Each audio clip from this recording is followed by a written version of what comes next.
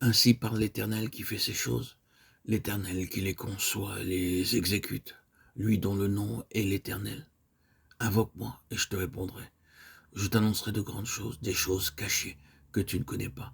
Jérémie 33, 2, 3. N'éteignez pas l'esprit. 1 Thessaloniciens 5, 19.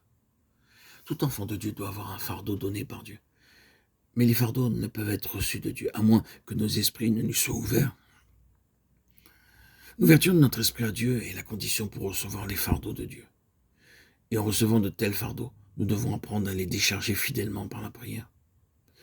En déchargeant le premier fardeau, nous en recevons un second. Et lorsque celui-ci est déchargé, nous en recevons un troisième. Ce qui est très important dans ce domaine, c'est d'ouvrir nos esprits à Dieu. À cause de notre infidélité, nous pouvons facilement parvenir au stade où nous ne recevons plus de fardeau. Aussi, désirant être de ceux qui portent les fardeaux de Dieu, nous devons être très sensibles pour ne rejeter aucune indication procédant de lui. Au début, cette perception peut être bien faible, mais elle s'intensifiera si nous allons de l'avant.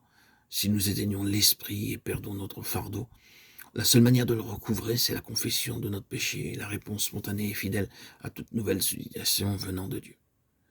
Dès que vous êtes sollicité pour prier, priez. La seule raison qui nous empêche de recevoir d'autres fardeaux, c'est que nous n'avons pas libéré le fardeau que nous avions déjà reçu. Délions-le. Et fardeau après fardeau suivront lorsque nous les présenterons à Dieu.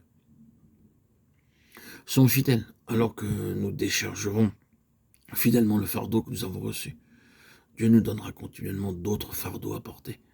Oh frères et sœurs en Christ bien-aimés, si vous désirez être utile pour le Seigneur, vous devez recouvrer le fardeau que vous avez perdu. Le fardeau se réfère plus particulièrement à l'œuvre de Dieu. C'est pourquoi, si nous cherchons à faire la volonté de Dieu, nous devons nous tenir devant lui jusqu'à ce qu'il nous communique le fardeau qu'il a pour nous, car son fardeau est l'indication de sa volonté. C'est par le fardeau qu'il met sur nous que nous discernons quelle est sa volonté pour nous et la manière par laquelle sa volonté peut s'accomplir à travers nos vies.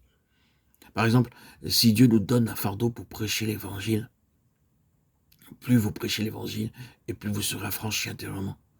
Mais si vous ne déchargez pas votre fardeau, il pèsera sur vous de plus en plus jusqu'à ce que vous fléchissiez sous la charge.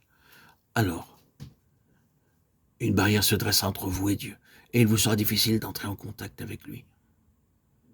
Les fardeaux de cette nature sont le fait de toute œuvre spirituelle. Essayez de travailler sans fardeau et votre travail sera vain.